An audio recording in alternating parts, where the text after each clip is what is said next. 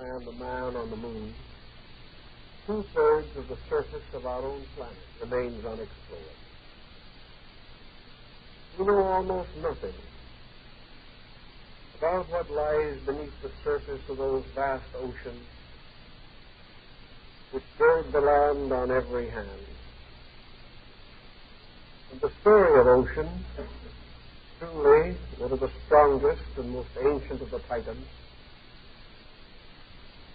close to the psychic growth and development of nearly all the peoples of the earth. Because different nations in different climates and under different conditions have had various experiences of the sea, the legendary and mythology is highly diversified. Yet wherever we have the rise of great cycles of myth, wherever the hero stories come down to us, they are some way related to the mystery of oceans. So first of all, let us try to sense something of what our remote ancestors thought about the sea. For out of their thinking has come much that has influenced our personal psychology of life.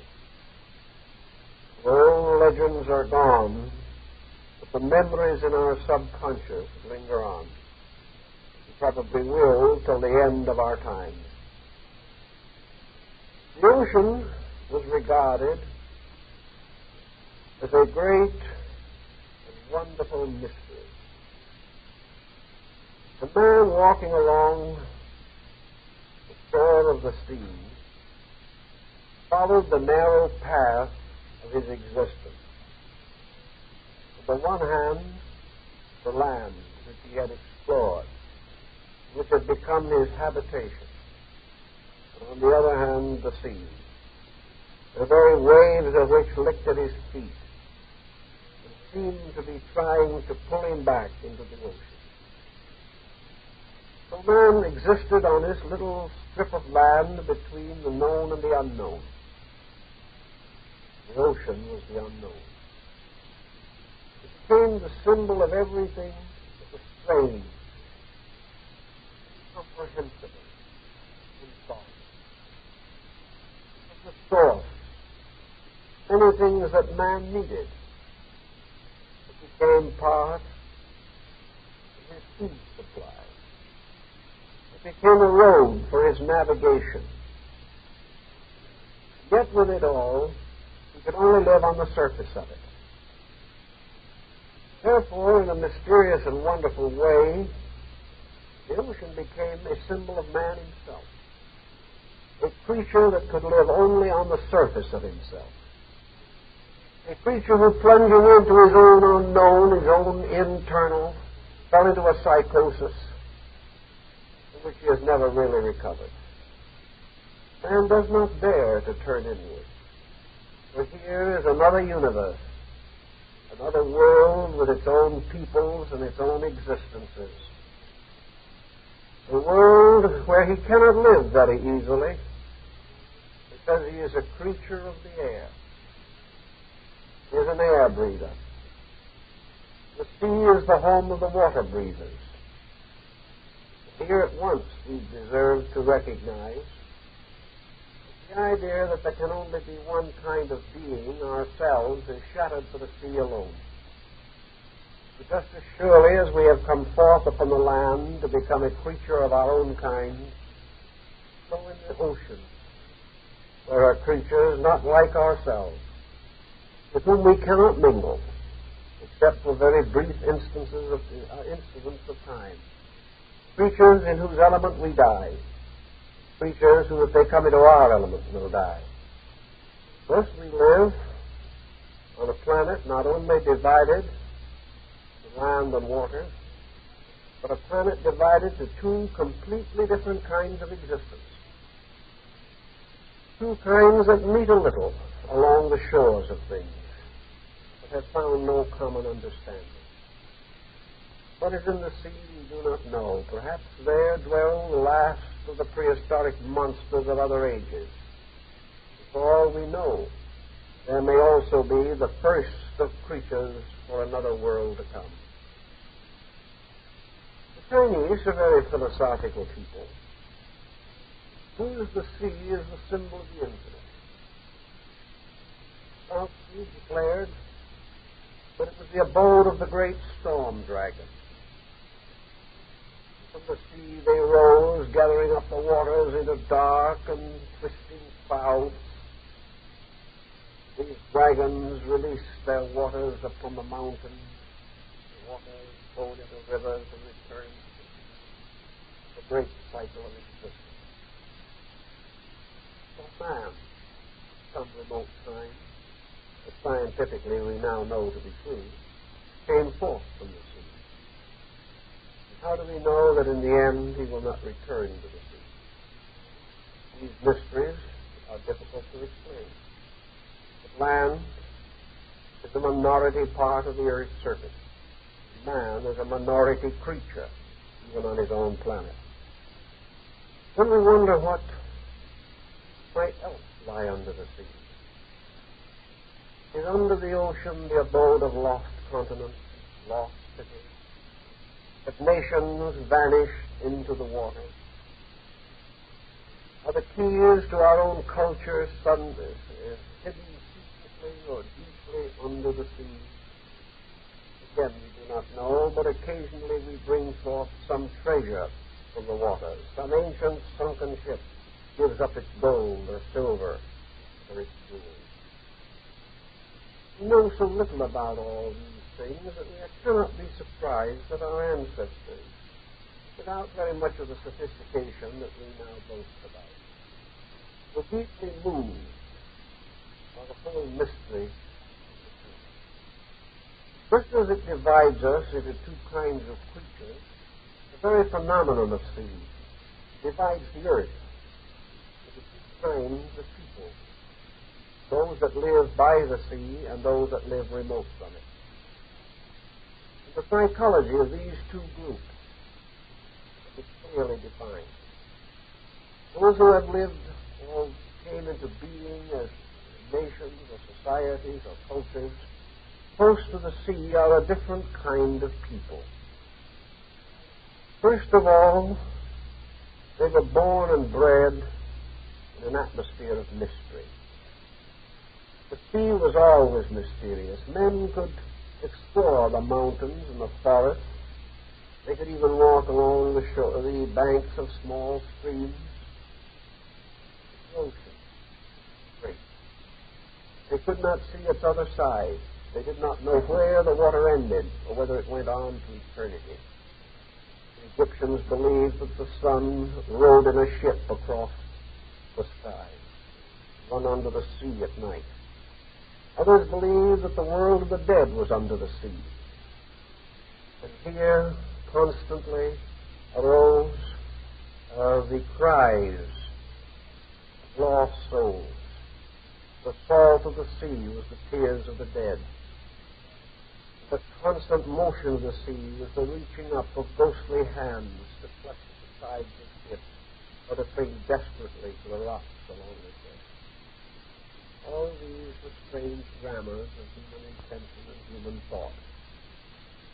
Early in man's experience, he developed some way of using the sea as a road. At first, it was not a very important pathway. It was hollowed logs, or with some small ship or vessel made by his own ingenuity. He found that it was easier travel along the shore than to penetrate into the more mountainous regions. There were storms upon the sea, but there were greater hardships upon the land. For on the land he must meet hostile tribes, the danger of wild beasts. Whereas on the sea he might, with a little sail, make much progress with less arduous endeavor. Because of this, merchants, adventurers, hunters, fisher people, missionaries, traders, all of these moved along the shores in their ships. And people near the shore were perhaps the first to become aware of the world outside their own local communities. It was to the people of the shore that wisdom came first, in the form of a stranger, and around him in turn were built numerous legends, legends of sages and mysterious gods and godlings that rose out of the sea. Those living in more remote inland regions seemed to develop a different kind of mind. To them, there was a certain rigidness of things. The cultures of the inland people were more introverted, more self-centered, more self-righteous, more self-conscious. They had never come in direct contact with this wonderful living thing, the ocean. They had never seen an adversary greater than themselves. They had never come into the presence of a mystery so vast, so deep. The mountains were mysterious, but men could reach them. The sea was mysterious, but beneath its surface men could not reach. And the sea became forever the symbol of the unsolved. The Greeks gave the sea to the great deity Poseidon. They made him lord of the waters and gave him the right to challenge all navigation. The great challenge that he gave to Ulysses is so well set forth in Homer's poem. The terrible journey of Ulysses to his own far distant native land. Harassed for the sea, endangered by the strange creatures along the shores and on the islands and rocky places, monsters, but constantly attacking little ships. So the story of Ulysses is the story of a man of the sea going home. A story that has been repeated countless times in the factual history of mankind. The story of a man against the sea. The sea was the source of great pain to those who lived close to it. For the fisher people especially. The sea is the source of life and the cause of death. In the old days, when the men went forth to fish, the women and the children waited. Many a time the men did not come back. So there was great pain and loneliness. The sea was the graveyard of those who went forth to labor in its deep. And the seafaring man, frightened of the sea, yet bewitched by its mystery, assumes as matter of course that when the end of his time shall come, he will be buried at sea, as so many others have been. Thus the sea has had many meanings and many values to different people. In Buddhism, the sea has been likened to nirvana, the infinite reality, the strange, wonderful depth which has the laws of its own kind. And that of man which is human cannot live in the sea. And that which belongs to the sea cannot come to men. There is a strange wall dividing them, one from the other. A wall that you cannot see. A wall that is like the Shinto gate. A door from here to there. A door from something to something else. And no wall between. The sea, therefore, was not only the source of our physical existence as creatures, but the source of our spiritual existence, the great sea of life itself. The sea that was full of seeds of living things.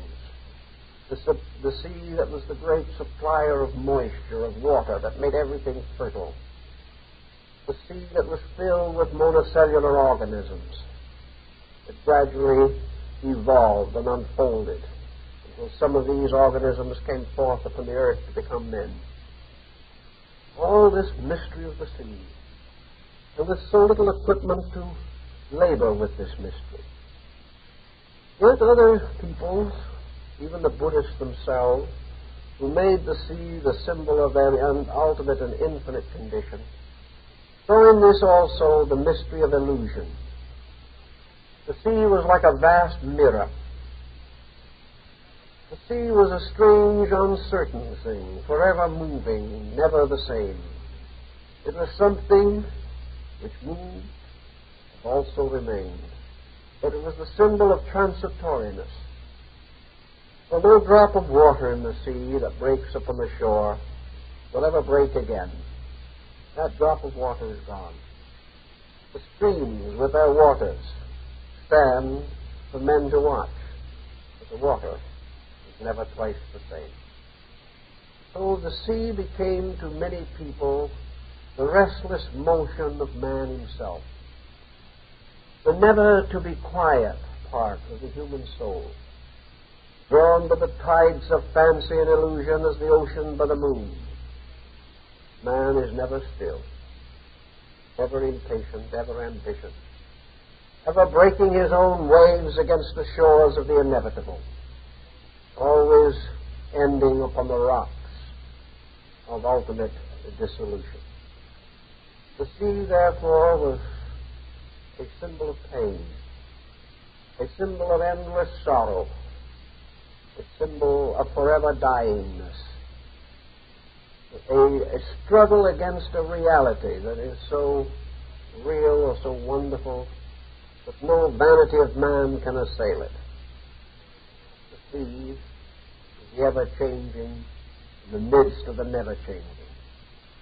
The sea is the agony of motion against the infinite quiet of eternal peace. Somehow this peace seems to be in the sky, the storm in the sea.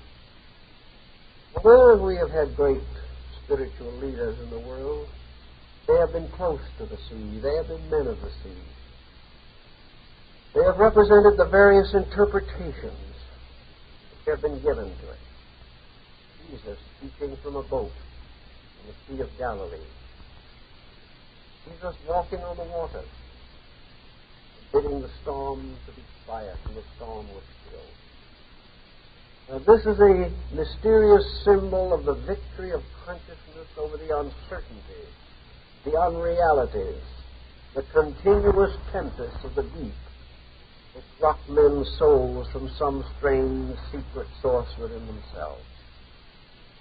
Then we have old Daruma, the Zen monk, walking across the Sea of China on a tea leaf. We have the deity Kannan, rising in vision from the ocean to protect her worshipper. Kannan riding on a single petal of a lotus, quieting the storm. The same deity reaching forth her hand to stop the tempest that threatened the survival of her believers. Always deities have been close to the sea. Most of the great sages have used the sea in their parables and in their legends and in their stories. Many claim to have come from far places, from beyond the sea, to bring the light and truth and wisdom to mankind. Such was the feathered serpent of Mexico.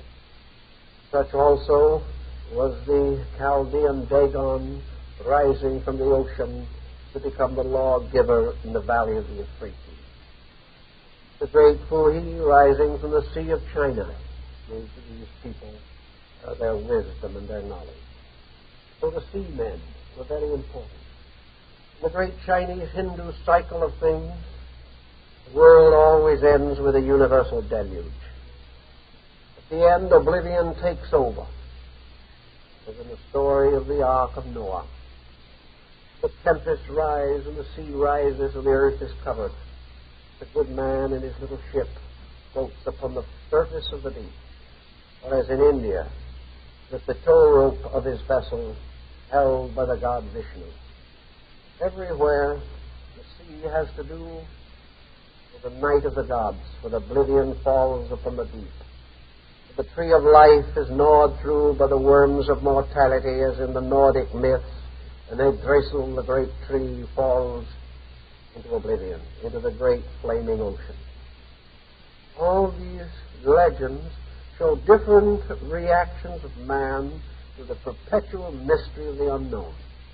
It somehow has always been deeply is considered in terms of water. The holy water, the water of purification, the tank of purification in the Hindu temple and the Muslim mosque. All these things have to do with the mystery of seed, the mystery of purification, something to do with the mystery of origin and destiny, of life and of death. With many different legends and myths and attitudes, we must finally come to the conclusion that, in large, the sea has become a symbol of that part of man which is within himself and which he cannot reach, that part which he cannot understand. He fears to enter into himself lest he drown in his own introversion. He seems to feel it better to remain on the surface.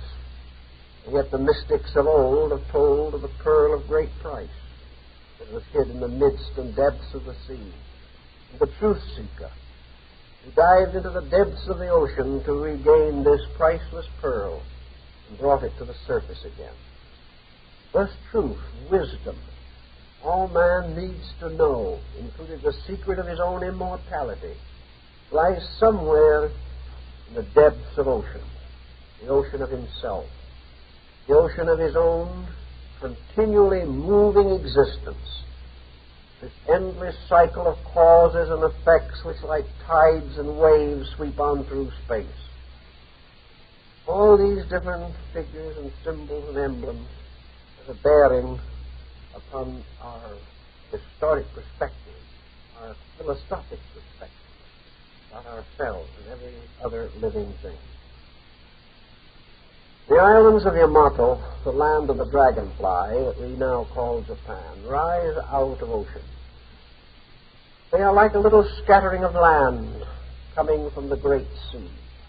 And it is said in the very beginning of things that God's caused a bridge to arise in the sky. And standing on this bridge, they reached down the point of a spear into the midst of ocean. And lifting up the spear, they found on the point of it a little mud that had come from the bottom of the ocean. And this mud they dropped on the surface of the water, and it became the islands of Japan. It was a very old story. It's found in the Kojiki, the record of ancient things.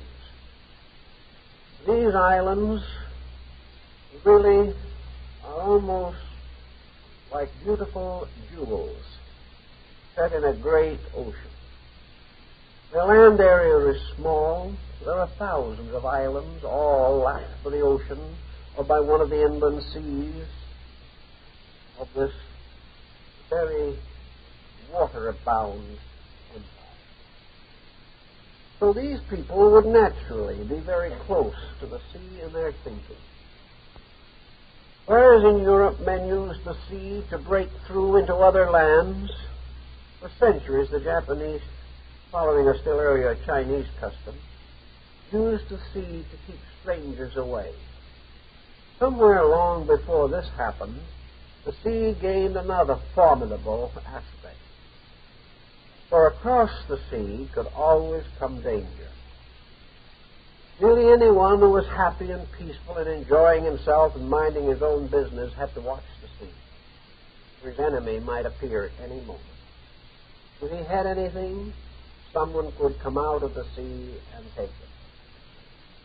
If his land was worth having, men from the sea would conquer it.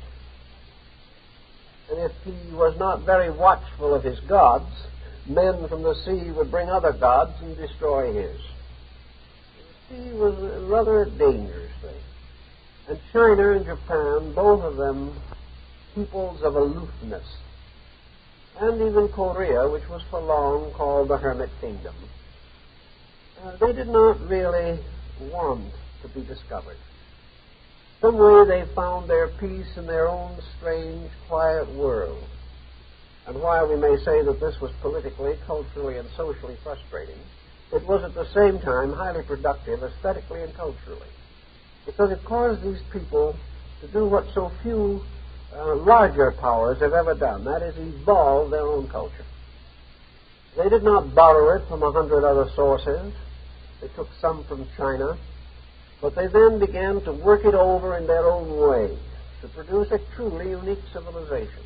This would not have been possible had they been along a trade route for centuries. In any event, however, the Japanese people, as a group, loved the sea. To them, the sea was never as frightening as it was to many other people. Perhaps it was because their basic philosophy of life, certainly after they became Buddhists, was that all things are essentially good. And before they were Buddhists, they were Shintoists. And to the Shintoist, all nature is worthy of veneration. Ocean, sky, stars. All these are the great gods. And men should accept their edicts and learn to love and understand them. So while there are interesting and rather fantastic ghost stories about the sea in Japan, it was never the terribly formidable adversary that it was to some other countries. Because of the small land area and the immense population, even from the early times, the Japanese had to turn to the sea for food very, very strongly. For a long time, they were a fishing people. And even today, they depend very heavily upon the sea for the staples of life. Fish and rice have become more or less the standard diet of that nation for hundreds of years. Another thing that was rather important about them in their thinking was that while they fished, you very seldom find, or did find up to very recent times when Western sophistication took over, you very seldom found either a sportsman who fished or hunted. A few renegade daimyos occasionally had hunts to the disgust of the people. But for the most part, men did not hunt for pleasure, nor fish for pleasure. They hunted and fished only for the necessities of life, and all along their shores were monuments and shrines to the sea, and to the creatures that had given their lives that men might live. And they respected these creatures. They regretted the need to use them for food. But they were never unmindful, never thoughtless, never intentionally cruel in these matters. They only tried to find a means of survival for themselves and their families. So in a sense, the people understood the sea perhaps a little better than other nations. One great exception, of course, to all this was the invasions of Japan from China, Korea, and the old wars of the regencies and the shogunates. Many of the great battles of these times were fought upon the sea, and to a measure it was assumed that these battles polluted the ocean and might be responsible for some of the comic trends that it possessed. Its tendency perhaps to turn upon man sometimes. The result, however, of all these wars and battles was that the Japanese believed that there was a kind of ghost that lives in the sea. The sea was filled with the restless souls of those who had died in ignorance. That all creatures, therefore, whether they had died in the wars of the Taira or the Heike, these who had died in the battle became the symbols of all human beings. The restless souls that had never solved the mystery of life, that had gone to sleep in confusion in their own existence, and were born to battle again against adversaries they neither understood nor really needed to fight. So the sea became a symbol of karma, of illusion, of the endless struggle of ghosts, both seeking power, both seeking wealth, both seeking influence. But all these things were but shadows, and in the end there were nothing but ghosts in the great sea of life. Then there were other interesting and appealing thoughts. The sea, in a wonderful way, was associated with the ultimate abode of the dead. But here we have a curious combination of beliefs, some of which probably arose in Mongolian shamanism, some in ancient Shinto belief, perhaps some in Polynesian religious convictions. And even a few came from as far off as Persia to involve themselves in the philosophy and psychology of the people.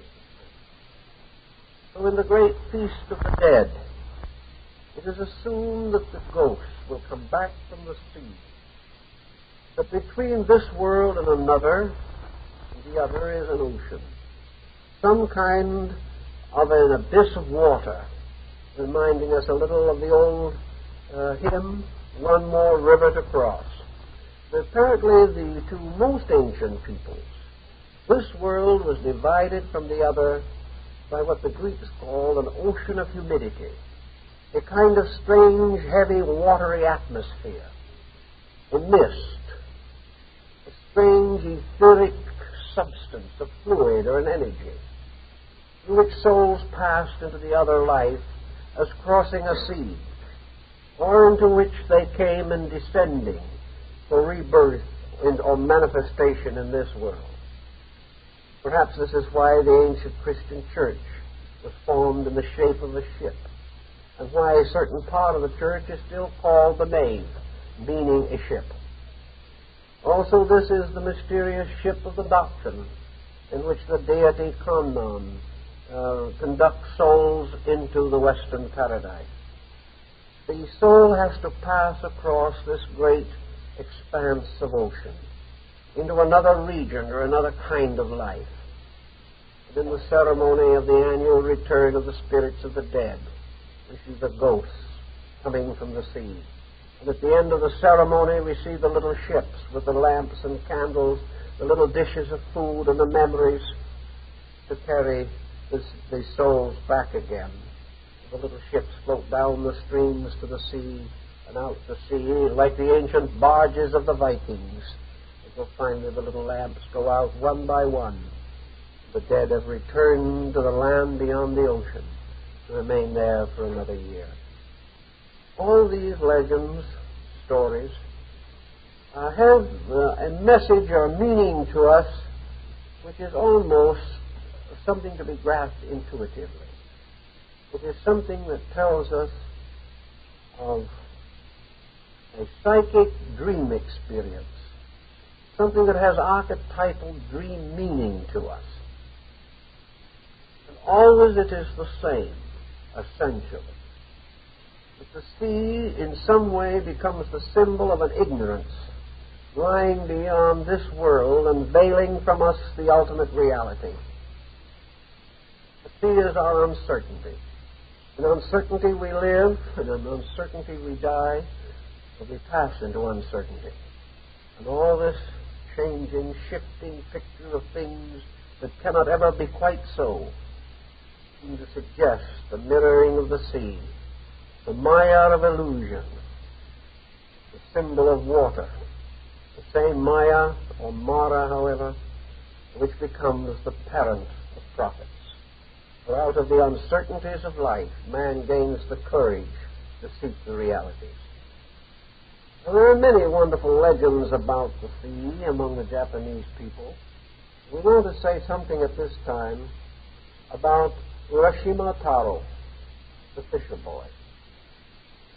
This is a story which could come from any one of 100 different nations. No one seems to know just where it originated. It is perhaps the oldest legend among the Japanese people. And yet it has passed through so many forms and variations that 100 plays could be built upon the versions of it.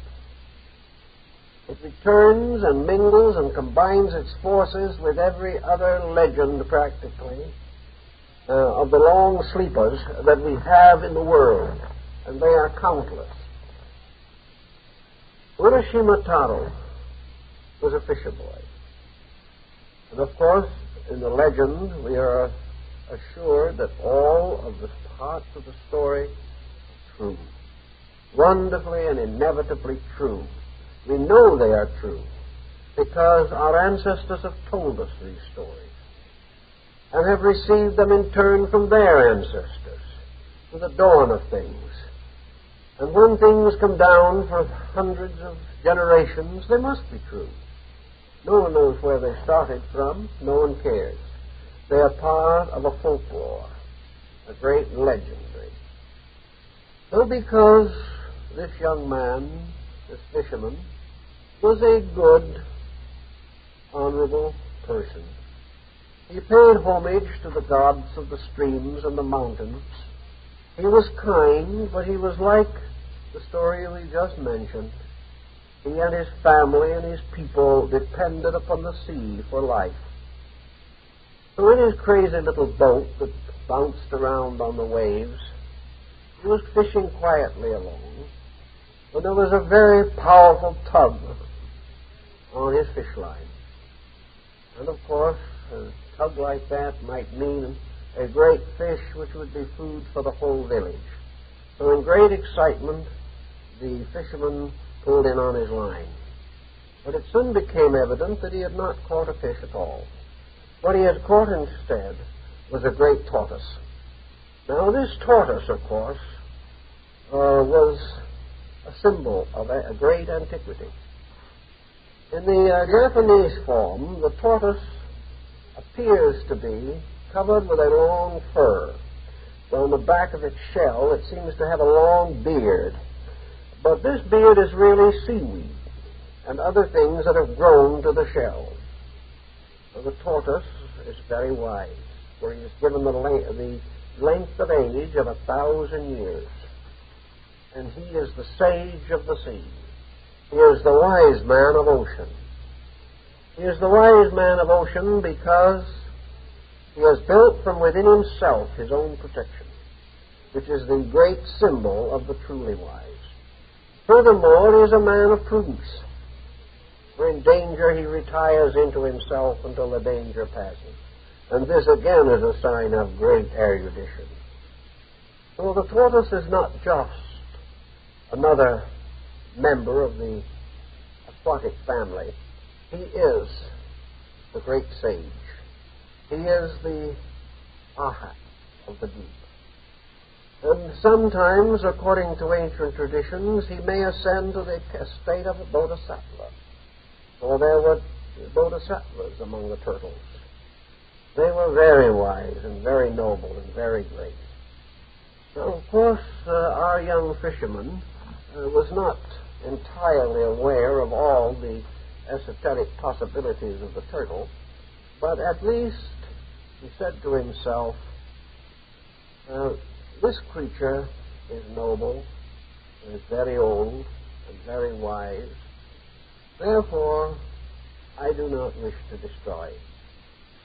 So that instead of capturing the turtle and killing him, the young fisherman very carefully disengaged the hook from the turtle's mouth and released the creature.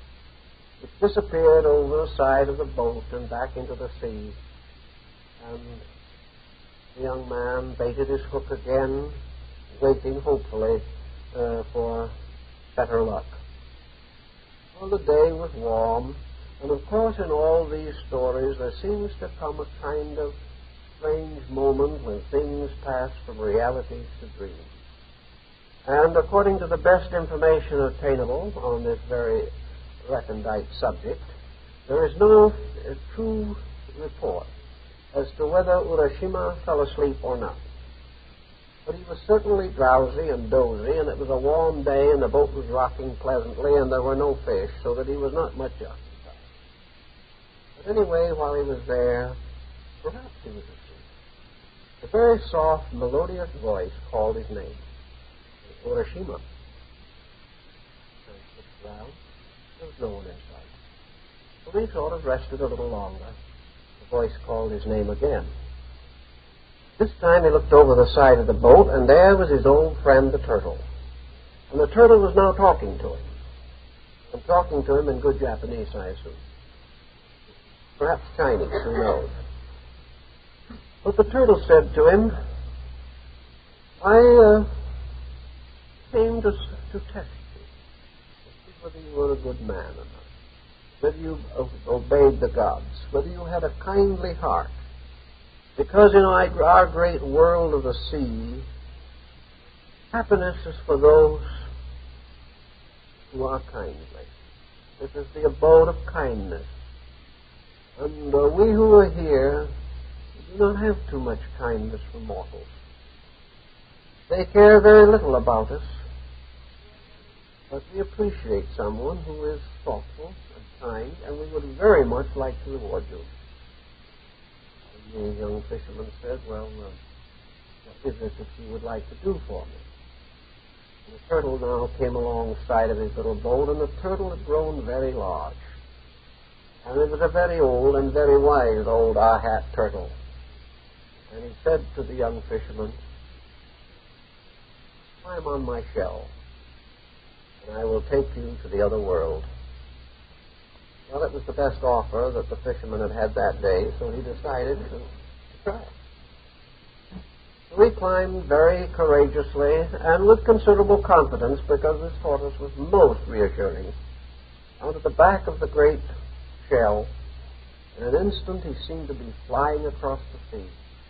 He was traveling faster than I could count or think, and the waves broke around him and broke over him. There was something very remarkable about it. His clothing never became wet.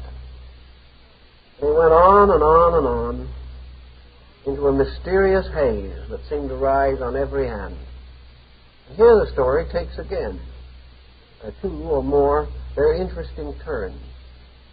According to one account of the story, the palace of the Sea King, for which they were bound, was deep in the depths of ocean, in some wonderful, strange spot, perhaps down far south of the present islands of Japan.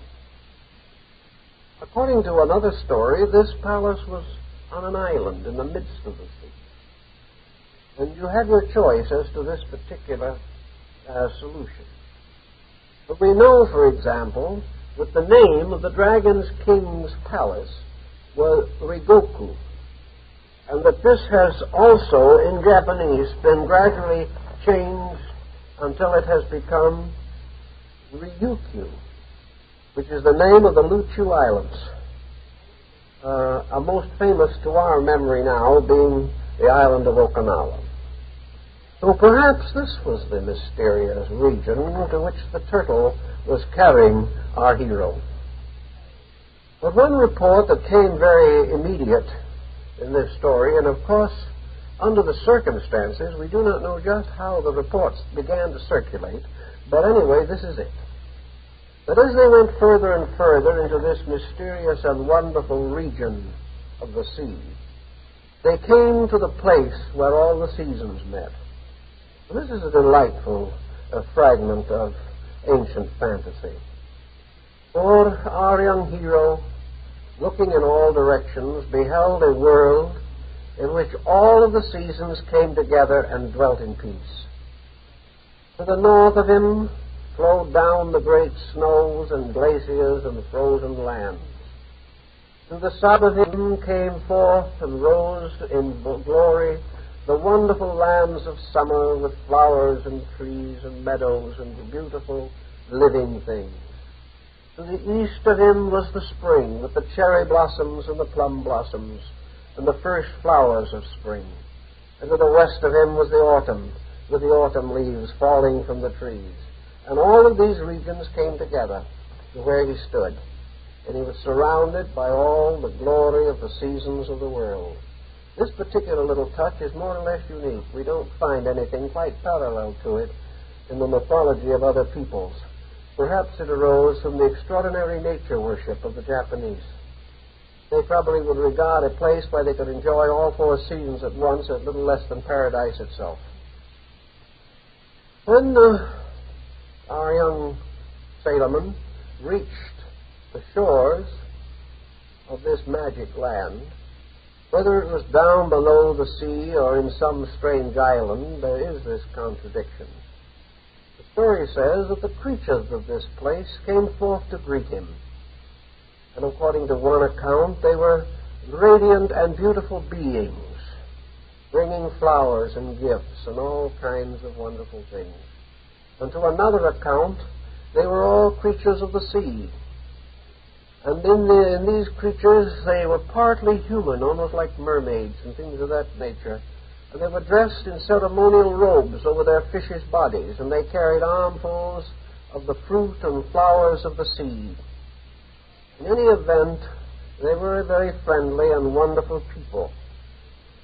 And through the intercession of the great tortoise and all these kindly people, a young fisherman was brought into the palace of the Sea King. Now, this was a palace such as the world had never seen before. A palace of glory and light and beauty. A palace in which everything sang and everything was filled with happiness. And whether it was beneath the sea, as one account tells, or in some pleasant airy region, the story is essentially the same in spirit. Here everything was in fantasy. Everything was beyond any question of human limitation. Here was a world of universal happiness, a world of wonderful wisdom, ruled over by the great King of the Sea.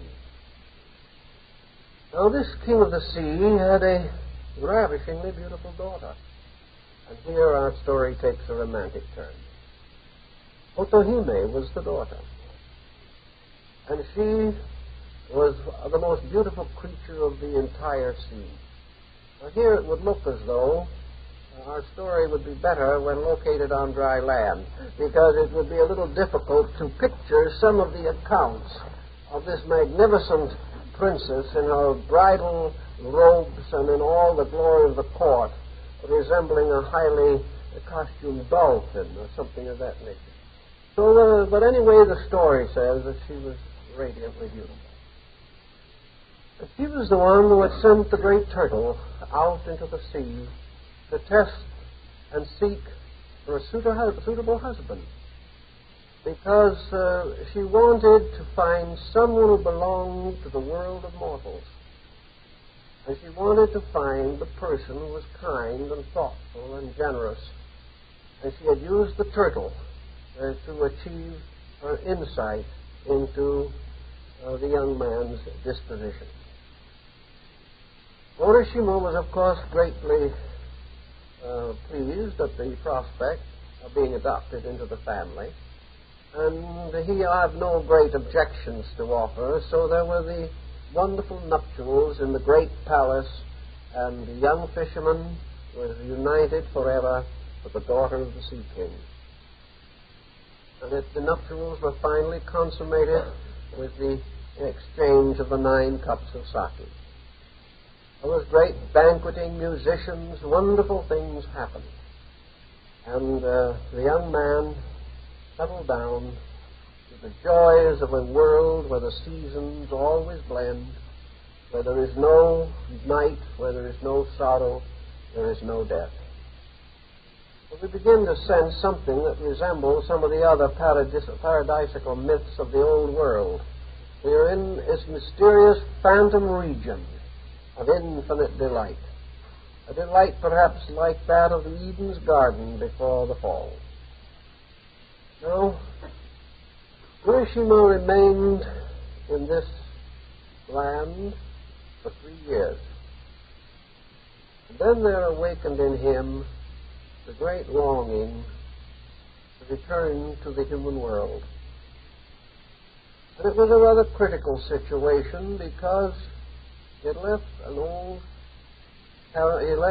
father and mother behind him. He did not know whether they knew he was alive or not. He had no way of knowing whether they were cared for. And slowly a strange melancholy settled in upon him. He had found that even paradise had its snake, as Omar says. Here was complete happiness, and he was not happy. He was not happy because, in a way, he was no longer with his own kind. He belonged to a world that he had not been born into. He was not a citizen of this wonderful land of Brevanus. He was a mortal, and his mortality hung heavily upon his immortality. He was not secure in his own consciousness. And Otohime, seeing the unhappiness in his eyes, asked him what was going on. He said, I guess I'm just lonely. I'm lonely to see my earthly people, my parents, my brothers and sisters, my little village by the side of the sea, where we lived in simple lives and went out each day to find our food. In some way, something in my heart cries out to see these again. Yet I don't want to stay there. I will return. But I do want to see them once more. I just am not quite able to tear myself away from all that was my upbringing, all that was my childhood, the tradition of my people. And the beautiful bride was very understanding in this. She warned him that there was grave danger to him if he attempted this journey. But when he finally said, I can't help it, I must go, I have to go, I'm torn in such a way that my heart is so heavy that there is no happiness for me. Then she said to him, well, if you feel this way, I will arrange that you can return to your own people. But I'm going to give you something that you must swear to me that you will guard with your life and your honor. It is a lacquered box tied with a golden cord. And this box is your protection. But under no condition, at any time, must you open it. For if you open it, all is lost. But as long as you do not open it, you can return again to the land where the seasons come together. So again the sage old tortoise appeared out of the sea, and in a little while the fisherman was riding back with the speed of light across the ocean. And finally the tortoise brought him safely to the shore where his little village stood. And he got out off the back of the turtle, looked around him. And Oroshima was troubled. Something was different. The Shinto temple was there on the hill. It was not in the same place. The little houses were different. The stream ran down to the water. And there were the boats of the fishermen, but the boats were different. And he went up the beach and went to the house of his parents. There was no house there. And he wandered about looking for familiar faces. There were no familiar faces. At last he went up to a very old man, and he said to him, is not this the town where Urashima came from? And the man said, yes, I think it is. But of course you know Urashima Taro has been dead for over 300 years. And he was lost at sea. And his grave is in the little cemetery there. There is where his memorial tablet is. And beside him are the graves of his parents, and the graves of his brothers and sisters, and of their children, and of their children's children. And there is no more any family of that name existing. And he asked all kinds of questions. And they all thought he was mad, because no one asked such questions anymore. They were themselves part of legend and lore of centuries before. He went to the Shinto temple, but the priest was not the same, and the priest did not understand. Nobody understood. The whole world that he had known was gone. So, lonely still, and more or less despairing, Urashima Taro went down to the edge of the water and stood looking out at the sea. For now he had a vague uncertainty, fear, and almost terror within himself. There was nothing any longer to keep him among the worlds of men. how should he get back again to that wonderful palace of the Sea King? He did not know. He called to the sea. Nothing happened. He looked hopefully for the great turtle, but he saw no sign of it. He wandered dejectedly along the shore of the sea. And finally, he held the little box in his hand with its silken cord. He said, I know I'm sworn not to open this, but I no longer have any other course. I do not know what to do. Perhaps if I open this, I will find a way back again to the palace of the Sea King. And so, breaking his promise, he lifted off the lid of the box. And out of the box there came a fine white mist. There was nothing else in the box. And this mist floated and hovered and remained a little time in the air and then drifted out over the sea and disappeared. And in that instant, the young fisherman knew all was lost. But suddenly, in a second, his body began to age. In a very few minutes, he was so old that he could no longer stand. He fell upon the ground, and in a few moments, he was dead. But suddenly, without warning, he had become as though 300 years old. And the people there have a little temple built to his memory now. It's been shown to visitors many times.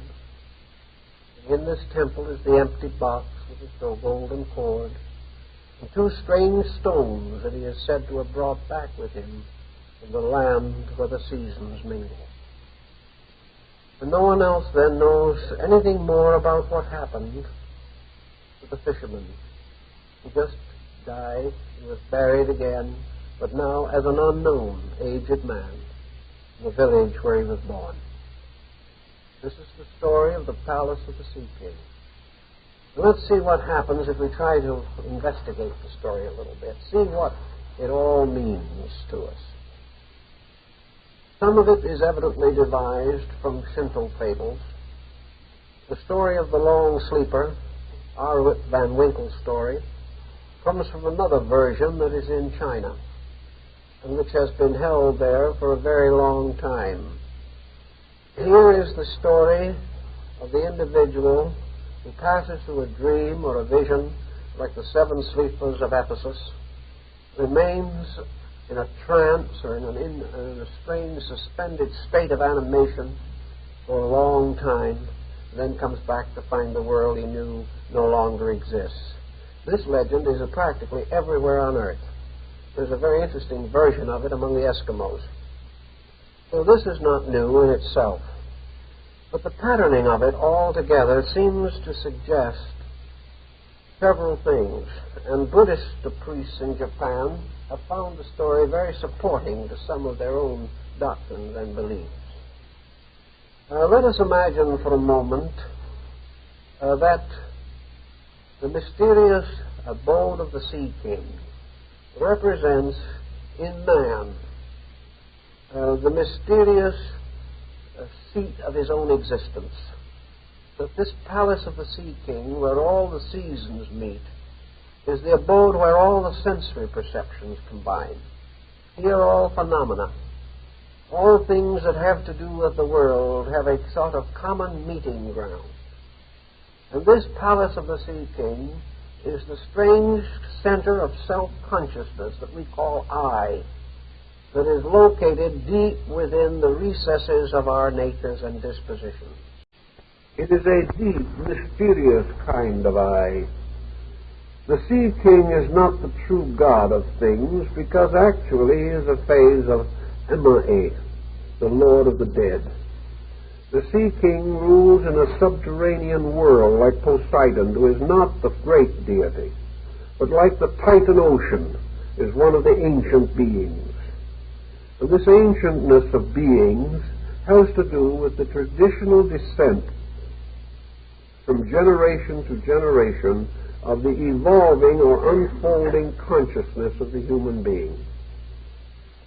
So for all practical purposes, let us say at this time, that the seeking represents the mysterious self locked in the very depths of our existence, locked in a strange world, a world that perhaps the yogi or the disciple of Vedanta approaches in his samadhi, a world of absolute peace. Perhaps again this sea king's paradise may be likened to Amitabha's blessed region. Anyway, it is the abode of the evening calm within man, the abode of utter quietude to be achieved by meditation, by the strange doctrines of Zen, by the mysterious rites and rituals of Tantra and Shingon and Tendai, all the magic of the eternal stillness of great peace within man. Now, a young fisherman probably plays the part of the truth seeker. He is almost another Parsifal, the guileless fool. Parsifal shoots a swan in the forest of Mansalvat. Our young fisherman, Urashima, catches the turtle of long life, an ancient and religious symbol of both China and Japan. The turtle becomes his helper and teacher, his Gurumons or Merlin. And we have another kind of thinking. We have the turtle as the symbol of wisdom, wisdom which will carry the young man on his back to the abode of peace.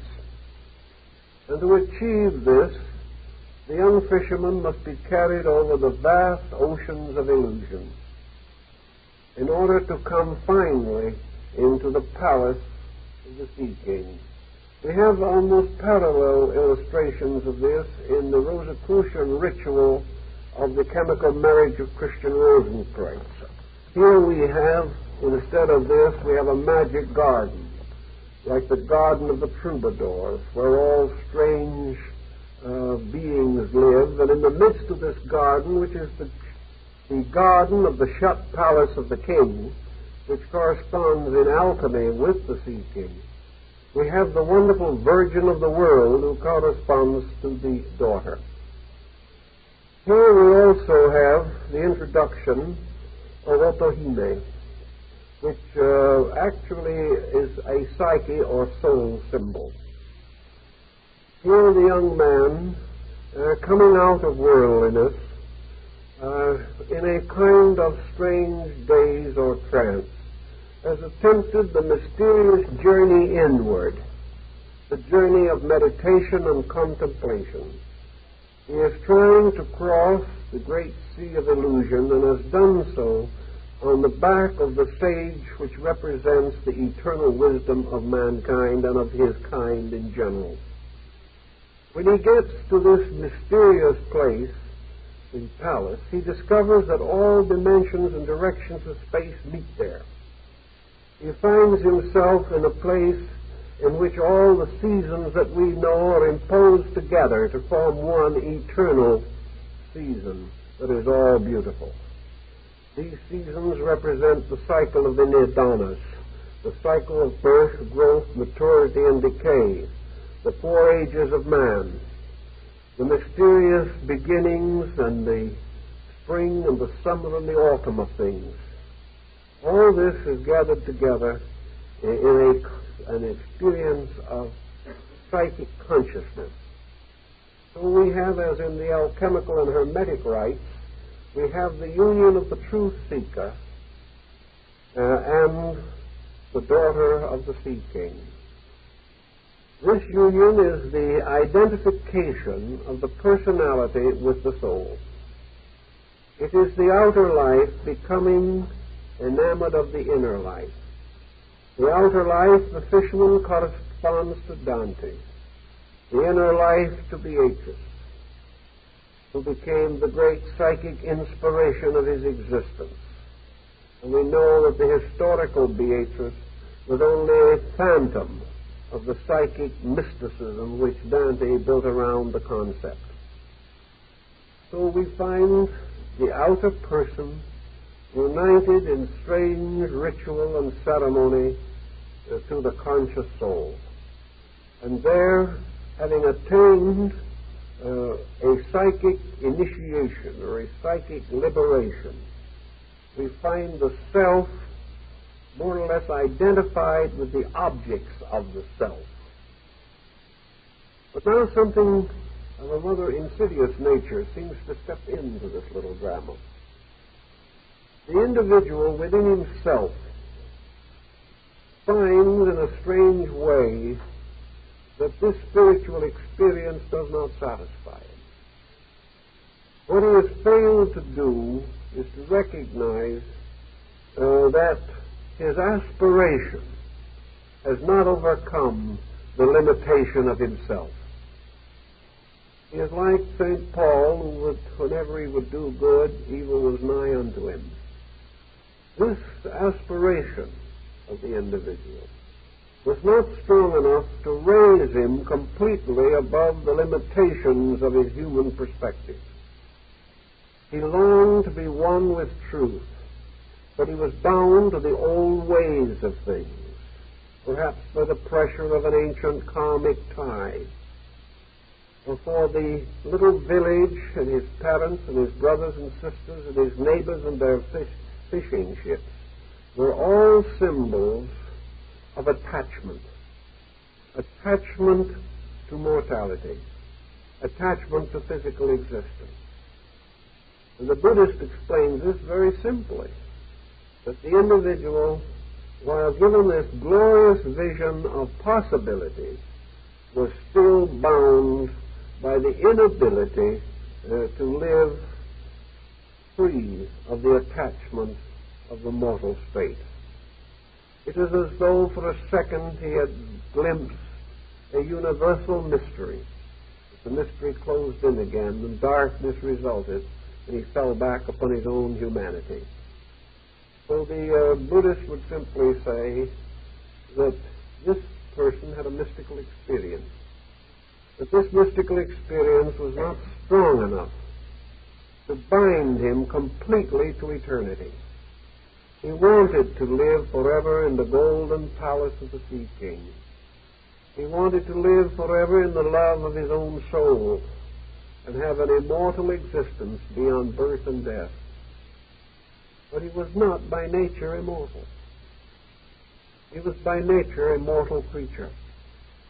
Therefore, by his own mortality, he wished himself to die. Regardless of anything that could have been done, he could not escape from his own mortality.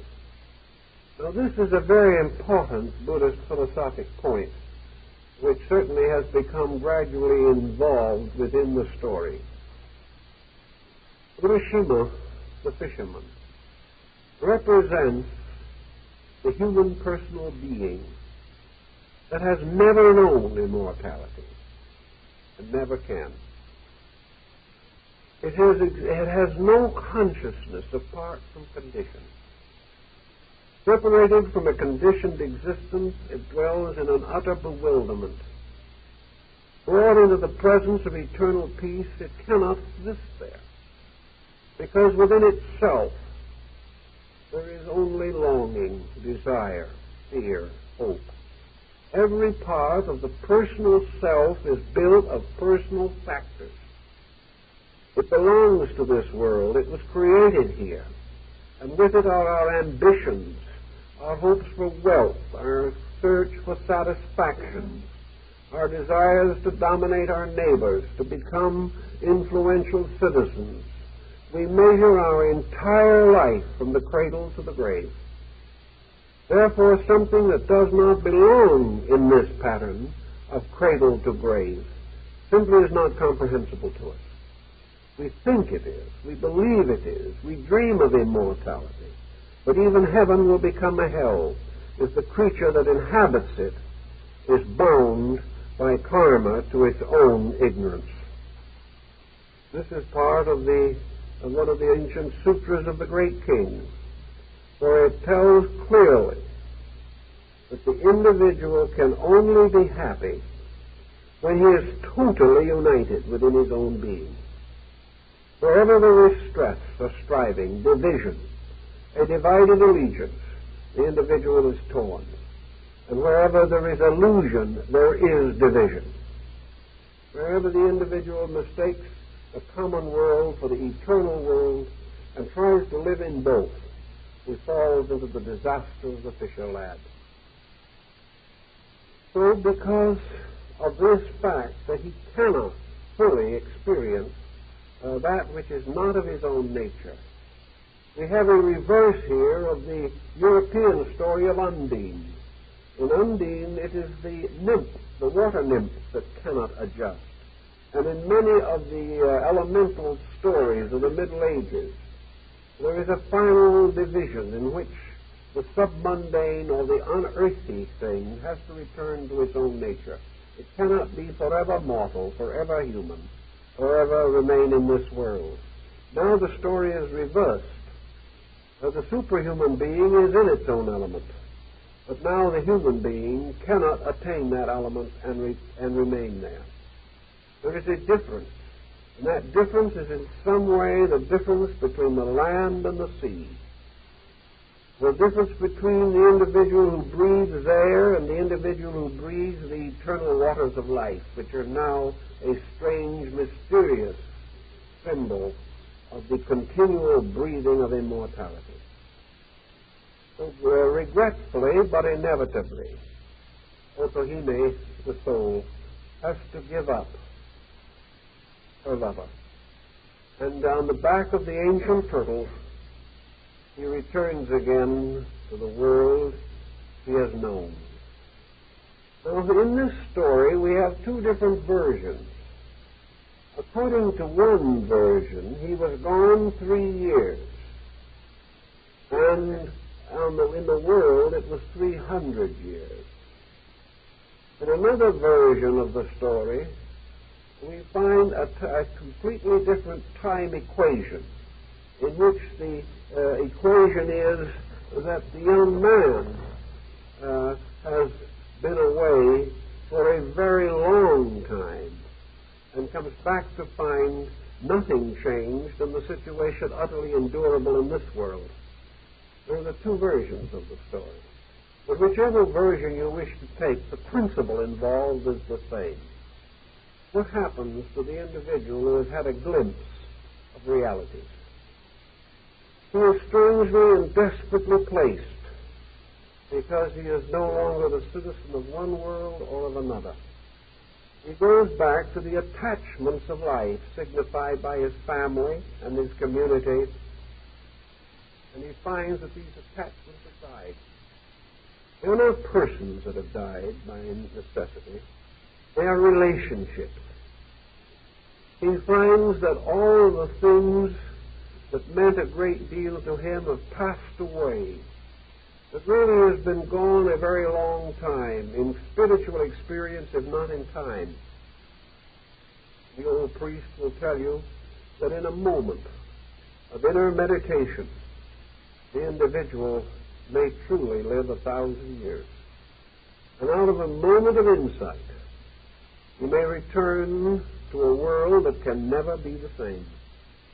Because the world is the same only because he is the same. The moment he is not the same, the world must change. So our fisherman comes back, but he has changed somewhat himself. He can no longer be united with the world he left behind. He can no longer quite reach out to this other world where the seasons mingle. So he is totally alone. He is alone except for people who say that somewhere, sometime, there was such a person as himself. Here we have a hint of rebirth. Here we have a symbolism of the great passing of karmic time. And at last, the young fisherman wanders back again to the shore of the sea. He comes back again to the mysterious symbol of eternity. And here he is confronted with the box. Now, the story of Pandora's box has become a classic And there is much to suspect that perhaps this box not only inspired the caskets and the story of the Merchant of Venice, but also supplied the mysterious story for the legend of the Sea King and his palace. It's interesting to remember and bear in mind, of course, that in all this excitement, with all these things going on, the Sea King himself was never seen, only his palace and his daughter. The mysterious being that abides in the depths of the mysterious sea of either illusion or reality is utterly invisible. So the young man walks to the shore of the sea and cries out for the turtle, for the symbol of the wisdom, but it does not come. Perhaps if he waited, it might have. Perhaps if he had kept his faith strong and clear and held on, enduring without doubt, he might have gone back to the Sea King's house. But in his desperation, he turned to this mysterious box, the treasure that his soul had given him, the treasure that he must keep forever locked. The Shingon and Tendai master will tell you what this treasure is. This treasure is the key to the secret arts. This is the treasure of the mystic and spiritual formula, the strange mantram magic, the symbol of the mysterious living power, the Word, the lost Word, the eternal truth, which if man will keep this in his heart and never pervert it, never break his oath or obligation, that he must not open that box. He must never release out into manifestation those things which belong to his own inner life. He must never pervert the truth which has been given to him. Had he kept this, he might have been able to go back. But in his desperation, he opened the box, hoping to find therein the magic way of returning to happiness. Well, what kind of a box could it be? We are all seeking for peace. We are all seeking for happiness. And like Pandora opening her box, we have launched a pestilence upon our kind. For in our search for peace, we have used everything we could think of except the path of reality. We have tried to drink ourselves into a stupor. We have turned to narcotics and sedation. We have surrounded ourselves with the most strange and exciting and disastrous emotional tempos in order to find something that we are seeking, and we do not know what it is. What we are seeking for is peace. And we are destroying ourselves with confusion while we are striving after quiet. In any event, the release of this secret thing, of this breaking of the primary obligation to be true to truth, to be true to the soul and all that it stands for, to be true to the psychic wisdom that has been granted, brings Urashima back suddenly, back to the old world which he has left. There is no longer any hope for him to go on. He can only go down into the earth, and suddenly he is very old, he is very tired, the world grows dark around him, and he passes out of embodiment. Now, in this particular phase of the story, in all probability, also has a Buddhistic interpretation, for it has to do with the final dissolution of the personality.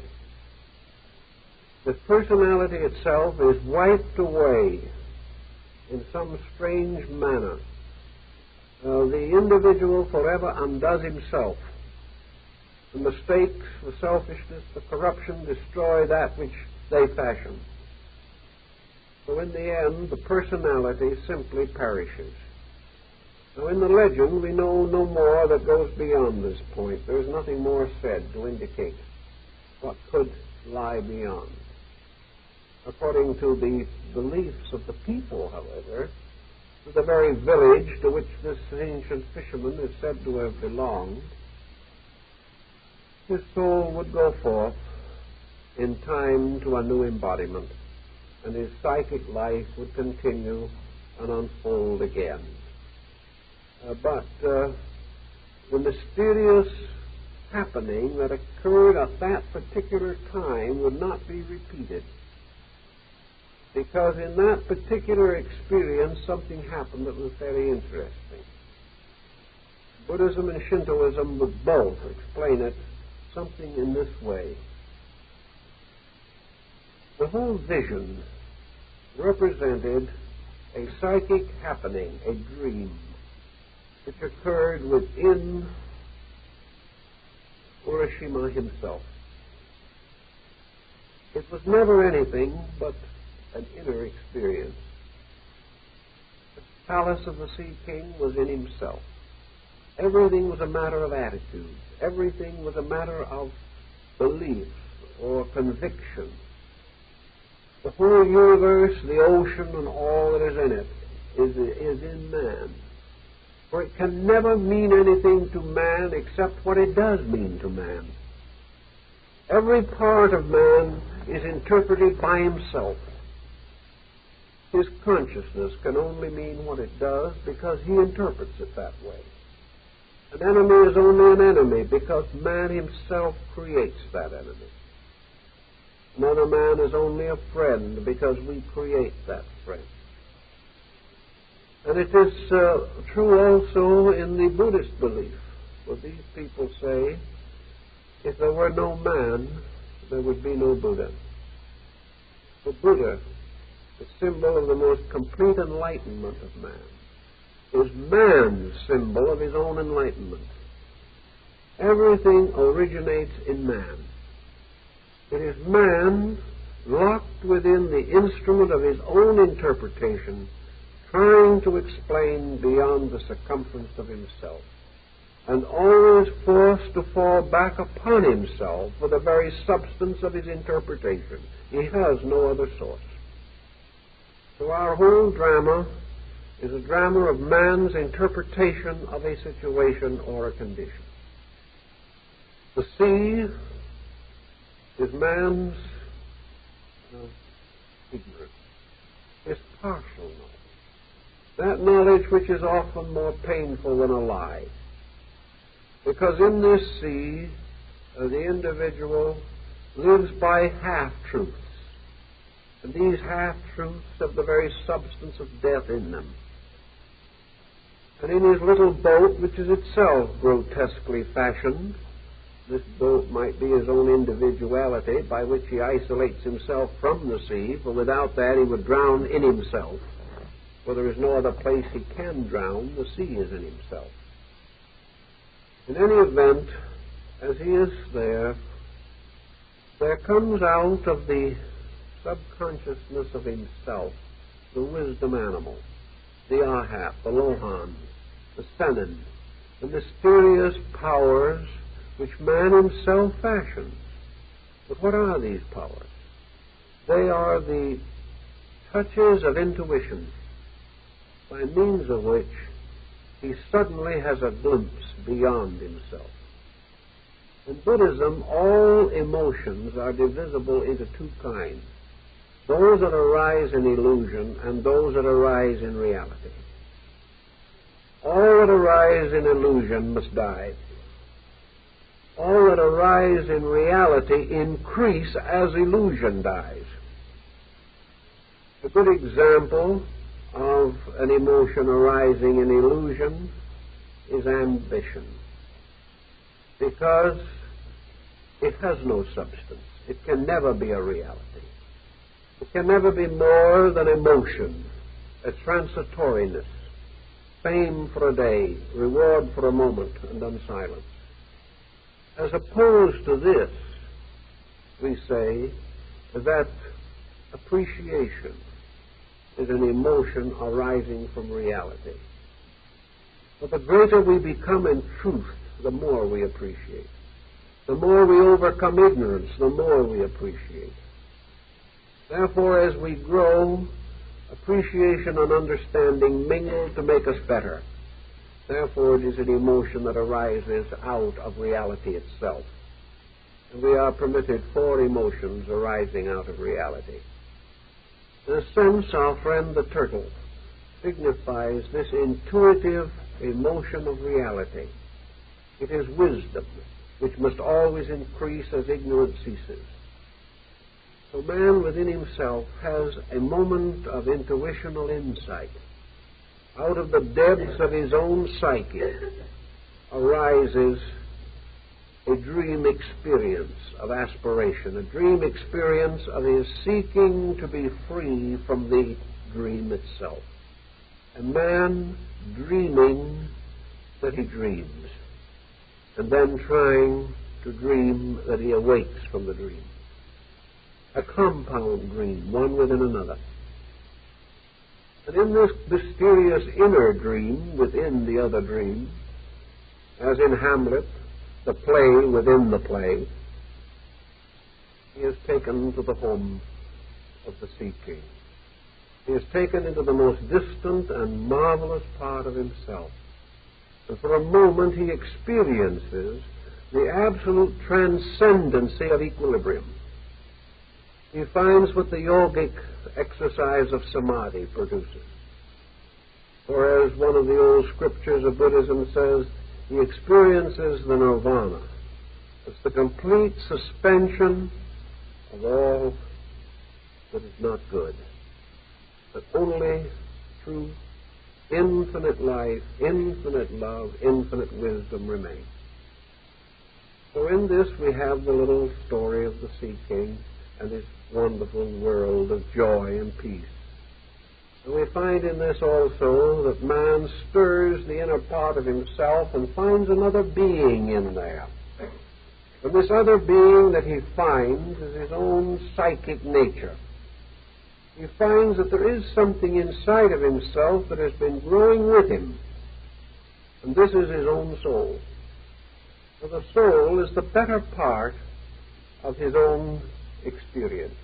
It is that which experience has taught. It is the gradual experience of growth, of realization, of unfoldment, and of the cultivation of the great emotional realities. And this emotional growth in Buddhism is the power that is usually presented through the form of the feminine version of the Kannon Bodhisattva, the deity of infinite compassion. Actually, the Kannon is again a product of man. Were it not for the human mind, there could be no Kannon. This is merely the way in which the human being, it personifies, embodies, or defines the mysterious impulse to compassion, to infinite love and patience within himself. A man living every day selfishly, unconcerned about the realities of life, suddenly sees a child struck in an accident. He rushes to the street, takes the child in his arms, and experiences a great personal tragedy, although he has never seen the child before. In that moment, his only thought is to help that child, to bring peace to it, to help to find a quick remedy, take it to the nearest doctor, find the hospital. And at the same time, a great hurt is in his own heart. He has great pity, although he has not previously experienced it. And then, of course, the Buddhist faith, this means that in that moment, this man is experiencing the mysterious, subtle, internal emotion of the Bodhisattva Jizo, the pity for the little ones. All these arise in the person, and the person finds his own symbolic vestments for them, just as the Christian sees in the vision of Christ that arises in his life, the symbol of the absolute sacrifice of a great and noble being for the reformation and restoration of mankind. So all these are symbols arising in the individual. And in his inner dream, within a dream, the little fisherman finds at last, theoretically, that which he seeks. He has everything. But he's in a strange conflict, because he has everything, but he is not everything himself. This fact that he is not that which he has, that he has not gained this insight through the full experience, but has gained it only through an inner dream psychic situation, means that outwardly he has not yet attained the power to transform a dream to a reality. But there is this moment in the mysticism of the East where perhaps the dream takes over, where the individual one moment says, I am dreaming, and in this next moment, he is the dream. He has stepped through the mysterious Tory gate, the gate where there is no wall. And the reality has changed places with the unreality. And the dreamer has now only the power to dream back upon what he previously thought was real, and that has now become unreal. But in this story of our little fisherman, this situation does not follow through. He is unable, actually, within his own psychic experience, to hold the attitude that he really wants to hold. This is explained very well in the stories of the Arhats. For in the stories of these saintly persons, there was this tremendous struggle to the final attainment of liberation from worldliness. For it is only by that liberation that our hero could be free from the longing to go back to the village. The Arhat is the one who has finally achieved this perfect detachment, so that subconsciously he is attached, not just consciously. He may say, I will never go back, but in his consciousness he may be dying of loneliness and wanting to go back. So the change has to be in consciousness, or else it is not real. It doesn't change the psychic integration of the person. And in this instance, the young man had to go back. And going back was really nothing more than re-entering into the realm of objective attachments, objective realities. He had an experience of another kind, but to him it was a dream.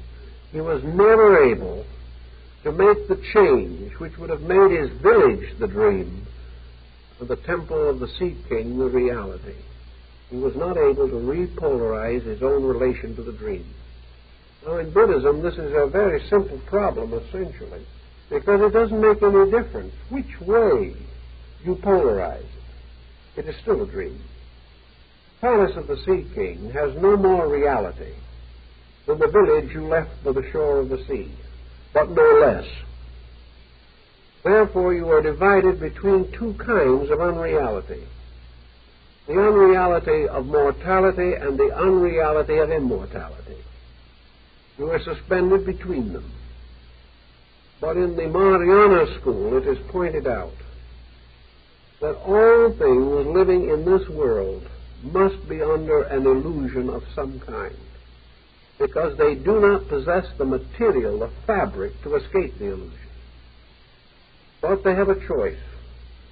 They can be under a beautiful dream or a terrible dream. The problems of existence as we know them end finally in a terrible dream. Materialism, degeneracy, selfishness, hate, fear, all these end in a terrible dream. Man has made a false world of horror for himself. He may escape from this to another kind of dream, the dream of Amita's Western Paradise, the dream of beauty, the dream of peace and of love and of friendship. He may experience the universe from a new level of himself, What the universe really is, he does not know. But he does have the power to take from the universe its power to hurt him and replace that power by the power of the universe to bless him. He creates them both. But to the degree that he has a great insight, he becomes a creator of beauty. And to the degree that he becomes a creator of beauty, he brings beauty and peace into his own life. But Urashima said, the world is beautiful. Everything is lovely. This is paradise. But I still want the way of earth. I want personal affection. I want to love somebody and I want to hate somebody. I can't stand this strange, mysterious loneliness of always being good. We went back. Suddenly he was very old and very tired, very exhausted of all material things, and he went to sleep by the shore of the great ocean. And his understanding of the ocean was part of the dream. For the ocean is nothing but karma, a strange motion rising from cause and going to effect. Man is a stream of karma moving from eternity to eternity. All these arisings within himself are the products of his own insight, of his own liberation. He may not at this stage be capable of understanding the absolute, but he can choose between the life of goodness and the life of pain.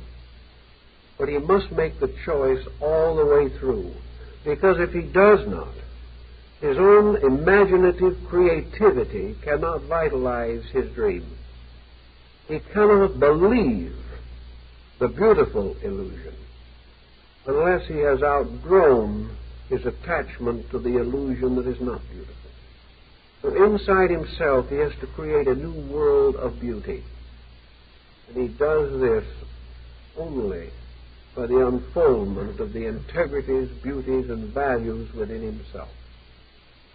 All of these legends and all of these stories, whether Greek, Egyptian, Persian, Indian, Chinese, Japanese, all have to do with the power of man to create a world according to his heart's desire, and then to inhabit the world that he has created by the purity of his own attitudes.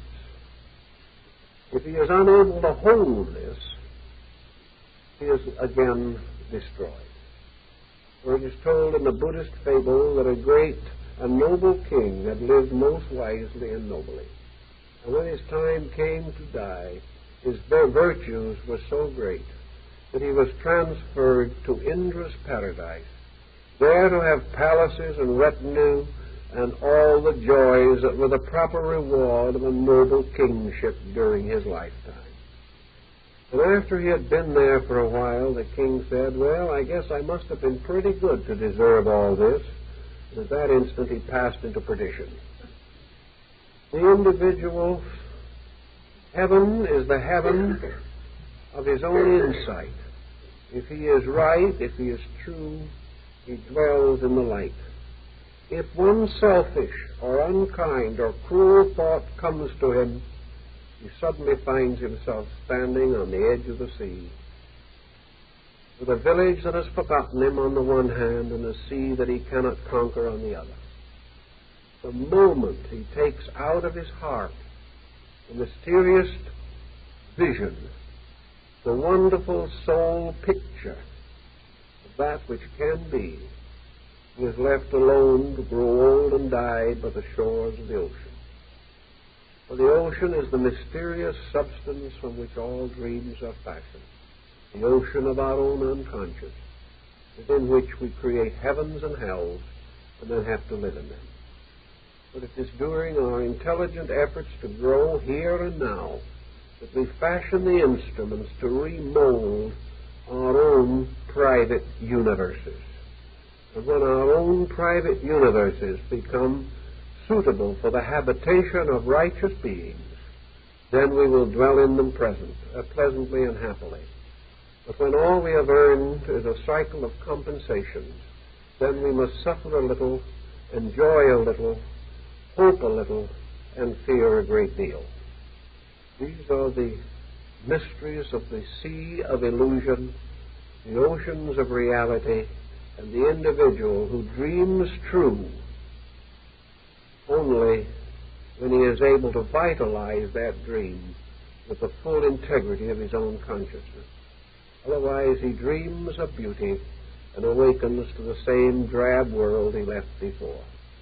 But the only reason the world he awakens to is drab is because he is drab. The only reason he has to wake out of beauty into cruelty is because there is a cruelty in himself that will not permit him to continue to awaken in beauty. All these are the compensations within self. And when these things are understood, we will be the master of most of the fables that have been written by mankind. Well, thank you very kindly. I think time's up.